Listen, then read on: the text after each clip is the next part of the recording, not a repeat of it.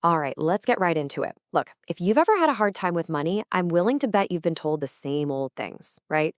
You just need more discipline or get a better budget. But what if the real problem isn't in your wallet at all? What if it's actually deep inside your brain's ancient wiring? Well, today we're going to break down exactly why your brain might be sabotaging your finances. And the wild part is how it's actually trying to protect you. Does this sound familiar? You swear to yourself, okay, this is the month I'm going to get it together. You make the plan, you feel all motivated, and then, boom, a few weeks later, you are right back where you started. It is so frustrating, and it's easy to feel like it's some kind of personal failure. But I want you to consider a totally different idea. And that is the core of everything we're talking about today. The constant struggle, those impulse buys, the fact that saving feels impossible, it's not about a lack of willpower. Nope, it's your brain's survival instinct kicking into overdrive. So let's actually give this cycle a name, shall we? We're going to dig into the physiological loop that keeps so many of us trapped in this exact same pattern of starting over and over again. This is it, the survival loop. And it's not just a concept, it's a real physical state. When your brain senses a financial threat, it literally shifts its priorities. I mean, forget about your 5-year plan. It's all about getting through the next 5 minutes. And that's exactly when the self-sabotage kicks in. So, how does this actually play out in our brains? Let's get into the science of it. Because, understanding the why is always the first step to breaking free from the what. This right here nails the core issue. Think about it.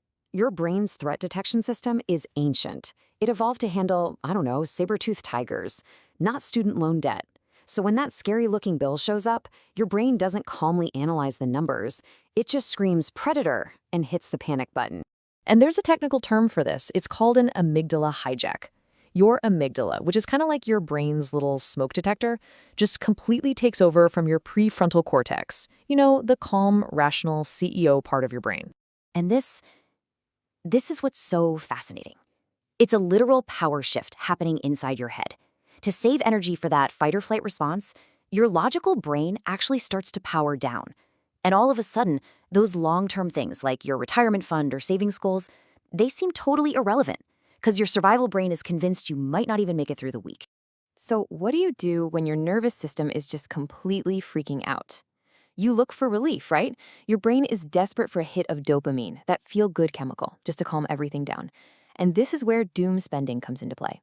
That impulse buy gives you this fleeting moment of control and safety, even if it's making the long-term problem way worse. Okay, but here's where it gets really weird.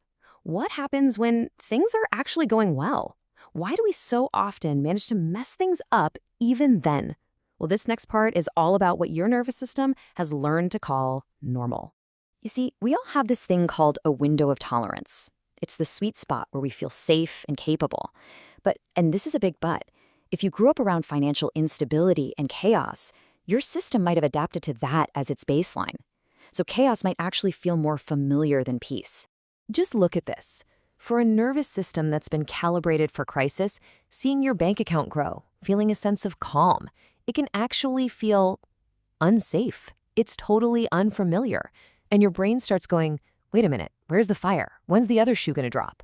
And so without even realizing it, you might create a problem, like making a huge unnecessary purchase. Why? Just to get back to that stressful, chaotic state that your brain recognizes as its comfort zone. It's a really strange form of self-soothing, taking you back to the only home it's ever known. Okay, so we've diagnosed the problem. It's deep, it's biological, I get it. But the good news is you are not stuck. We can totally break this loop. So now let's pivot from the why to the how.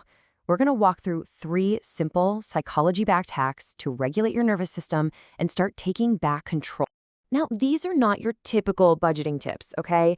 These are designed to talk directly to your brain's survival wiring and get it to calm down before you make a decision. Okay, let's unpack these because they are seriously powerful. First up, the brain dump. For 2 minutes, you just furiously write down every single money worry you can think of. What's the magic here? You're basically showing your brain, see, the predator is captured. It's on the page now. That signals to your amygdala that it can stand down, which lets your logical brain come back online. Next, the dopamine delay. That urge to doom spend is pure emotion. By making yourself wait just 24 hours, you create this crucial cooling off period. It gives your rational brain time to catch up and say, hey, wait a second, let's think about this. And finally, creating safe transitions. This is all about breaking that neurological link between money and fear. The HALT method is your best friend here. Never look at your finances when you're hungry, angry, lonely, or tired. By only checking your accounts when you're calm, maybe with some relaxing music playing, you're actively retraining your nervous system to believe that this is a safe activity. So these hacks are great for those in-the-moment struggles, but the long-term game is about building a foundation of safety. And this is where we have to completely reframe the whole idea of financial consistency. I mean, I love this quote because it is so true. If you're living in this constant state of low-grade panic, your brain is never, ever going to prioritize a long-term project like building wealth. You've got to calm the nervous system first. Safety is the foundation you build everything on. This means we have to ditch that all-or-nothing approach. Trying to save some huge chunk of money once, getting totally overwhelmed, and then quitting. That just reinforces your brain's belief that saving is scary and impossible. The real secret? It's all about small, repeatable wins. Yes, just $5. Seriously, the amount doesn't even matter at first. What matters is proving to your brain week after week after week that you are capable of saving, that you are consistent, that you are safe. And that's really the bottom line, isn't it? You can't just promise yourself you're going to be better with money. You have to give your brain cold, hard evidence. Every tiny deposit, every time you delay a purchase, it's a piece of proof that helps rewire your brain for safety and trust. So let's just reframe this whole thing. That frustrating cycle of starting over, it is not proof that you are bad with money. It is proof that you have an incredibly powerful survival instinct that has just been working overtime. And our goal now is to teach it that it can finally rest. I really want you to sit with that question. Just think about it. What would change if you approached your finances not with brute force and shame, but with the simple goal of making yourself feel fundamentally safe? That shift, that one little shift in perspective, might just be the key to breaking the cycle for good.